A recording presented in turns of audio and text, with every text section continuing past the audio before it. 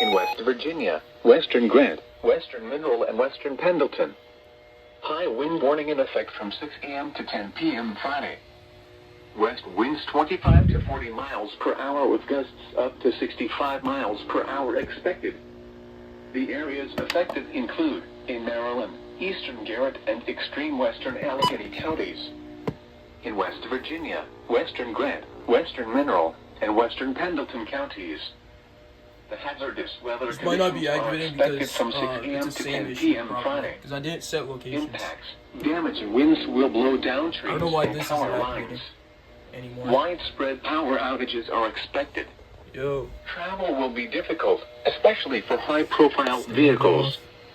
Additional details. The strongest winds are expected above 3,000 feet around or just before daybreak Friday.